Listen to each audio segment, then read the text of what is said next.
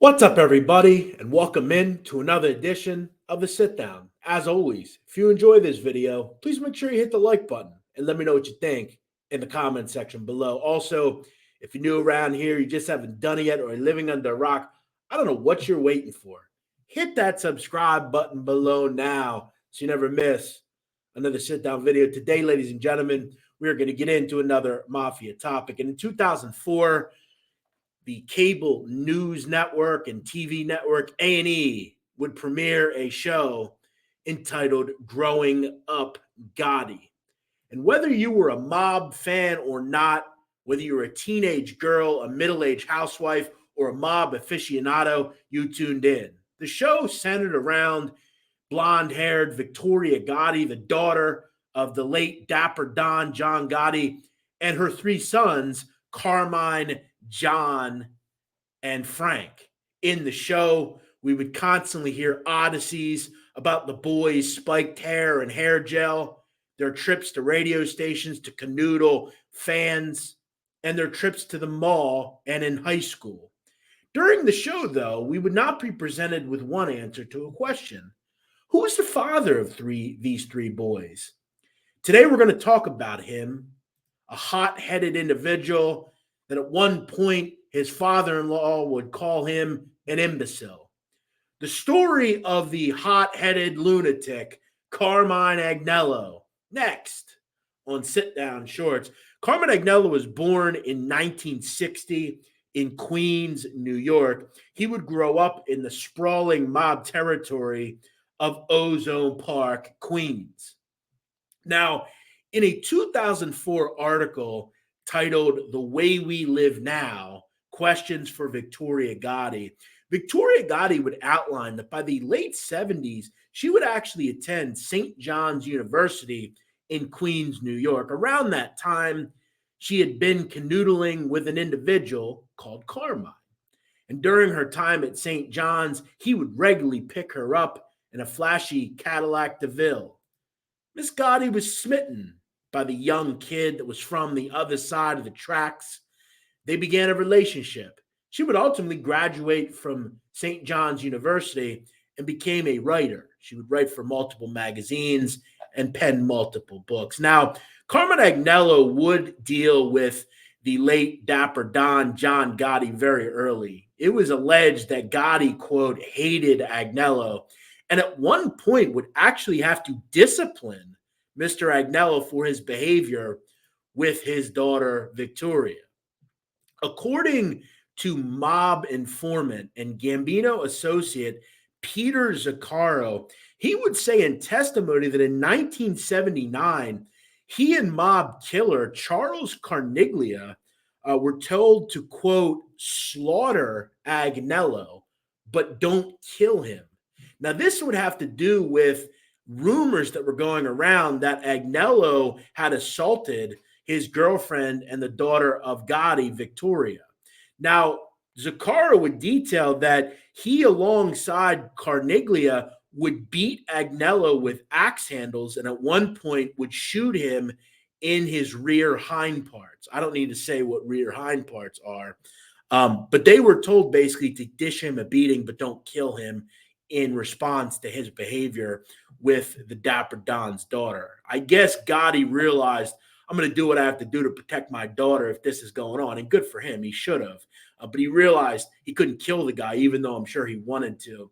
Ultimately, though, for Victoria Gotti, this would not detest her from being with Carmine Agnello. They would actually marry in 1984 amid about 1,500 guests at a church service in New York. They would ultimately hold their reception at the very swanky Marina Del Rey in the Bronx, New York. According to onlookers and attendees, Connie Francis would sing at the reception of Victoria. Now, Victoria would say in her book years later that she didn't even know most of the people that were at the wedding, but they were basically there for her father, John Gotti. Now, The problem that Victoria knew that she had to deal with was, though she loved Agnello and he was a very good provider, which we'll get into in just a second, it was very much known throughout circles that Carmine Agnello had manic depressive problems and he was on medication. He was once described as someone that had a major anger problem and a hairpin temper. And then at some points, he would just jump off on people, which we'll get into here in a little bit. It was also alleged that Mr. Agnello loved to bet horses and was regularly seen at Aqueduct racetrack. So there was one common theme he and his father-in-law had. They both loved to gamble. Now, for Agnello, the one gleaming positive was he was a very good provider. He was quickly and very much involved with the scrap metal business. He was involved with car scrapping. And by really the 80s, he was making millions of dollars selling scrap metal.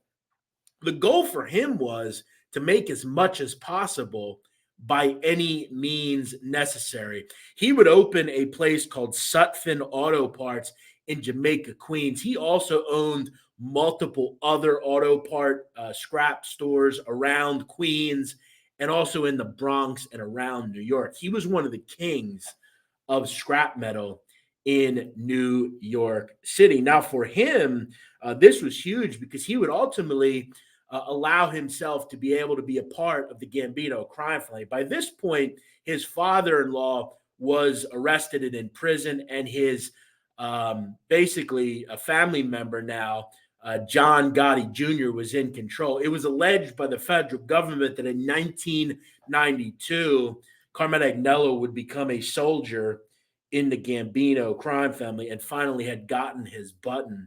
He would by this point move his family to this sprawling palatial estate in Old Westbury, New York, which is in Nassau County on Long Island. He was also starting to have children. By this point, Victoria had fathered several sons to Carmine Agnello. By the mid-90s, Mr. Agnello was getting in constant scraps, though. The thing about involvement in the scrap metal business is you are going to have to deal with competitors, people that want to be involved, and you're going to have to do what you have to do to survive.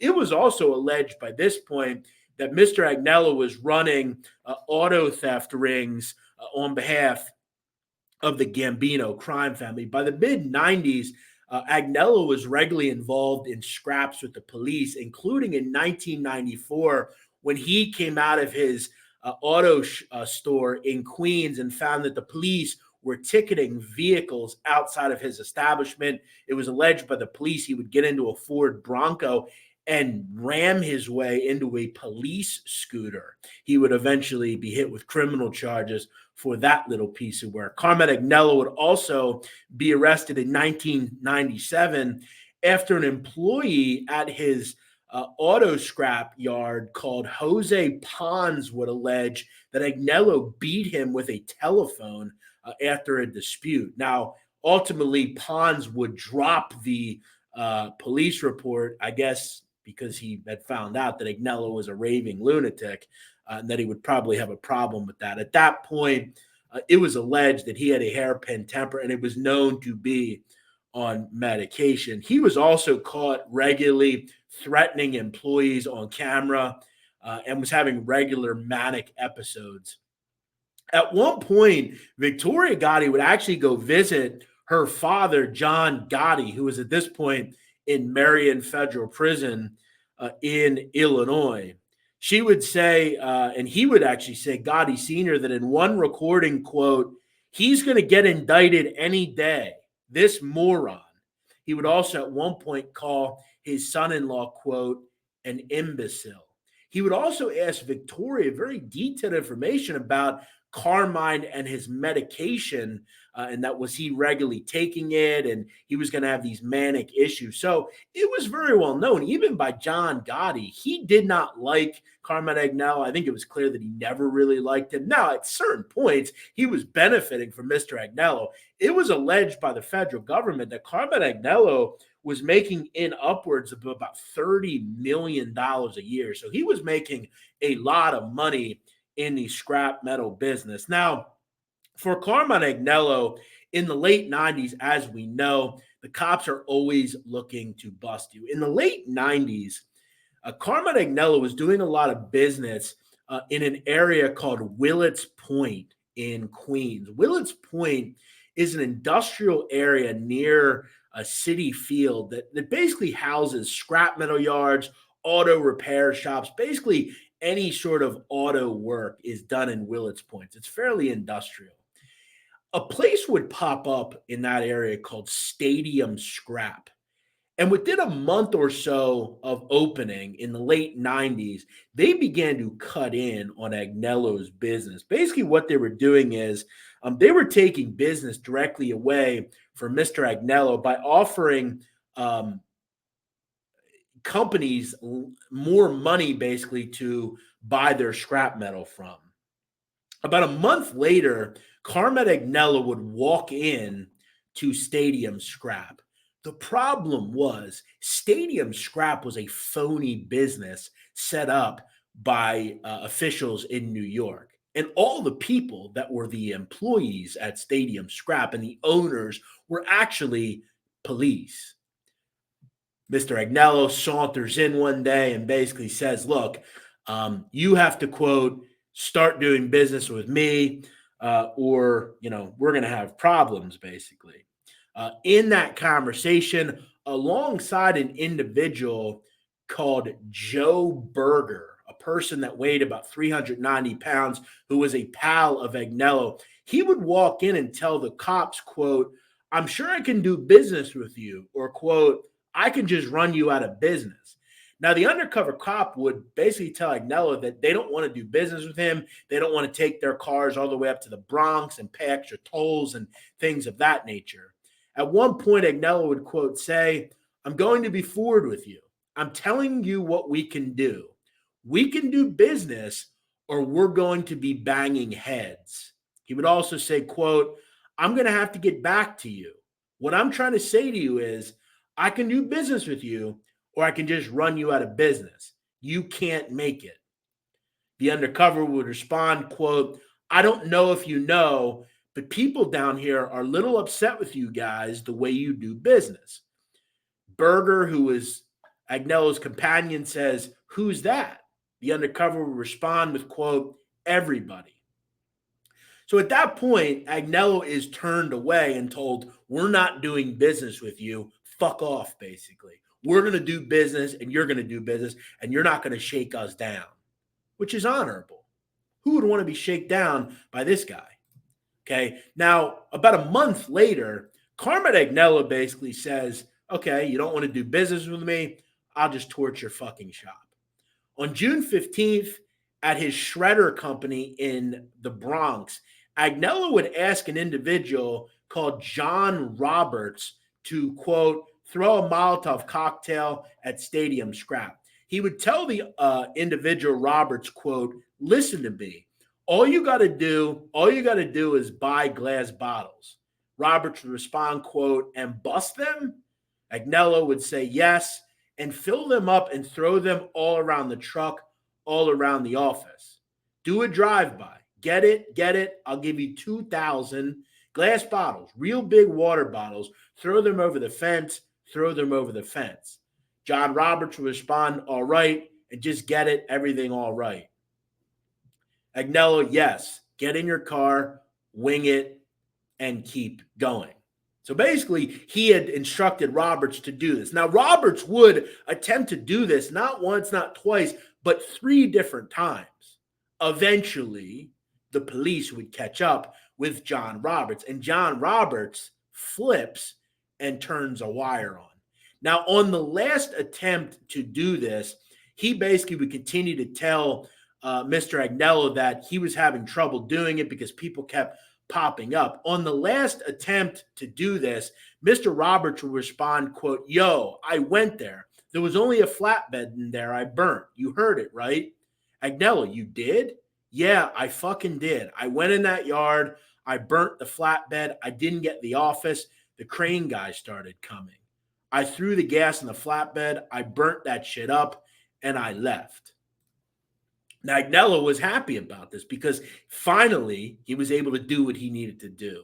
The problem was, by this point, as I said, Mr. Roberts was wired up, and the feds had enough. The state of New York had enough to pummel Carmine Agnello. Now, also involved was an individual called Mark Lamonaco. He was involved with the firebombing or alleged firebombing as well. In 2000, Carmine Agnello would be arrested on a slew of charges, including enterprise corruption, conspiracy, arson, and tax charges. Now, for Carmine Agnello, he faced not only these problems, but he also had to face problems in his marriage to Victoria Gotti. By this point, Victoria Gotti had found out that Mr. Agnello was actually in an extramarital affair with a woman called Debbie DiCarlo. Now, Debbie DiCarlo at one point was the secretary to Mr. Agnello, and this was a problem. Ultimately, for Mr. Agnello in 2001, he would cop a plea with the state of New York, and they would hit him with 9 years in prison. He would serve this inside the federal system. They were also involved in this case, and he was hit also with a $11 million fine. This was big stuff. Carmine Agnello was going away, and his sons sadly would have to face the fact that their father was going to go to prison. In 2001, he would report and head off to do his stint. He realized the feds, the state, they had enough to bust him. And if he would have went to trial, he would have had to face the possibility that he could get with hit up to 25 years, over 40 million in fines. Copping a plea was the way to go. As we said, during his prison stay, the three sons and his ex-wife, who was now his ex-wife after she divorced him, would make plenty of money doing the show Growing Up Gotti. Now, during Agnello's prison stay, he would actually meet a cast of characters. He would actually meet an individual called Murad Topelian. Now, Topelian was actually an Armenian activist who the feds alleged was a terrorist after he was caught with a treasure trove of weapons and other materials that the federal government would allege that he was part of a terrorist network. He would actually meet Mr. Agnello in prison and introduce Agnello to his daughter, Danielle. Upon Agnello's release in 2008, he would actually marry Danielle Topelian.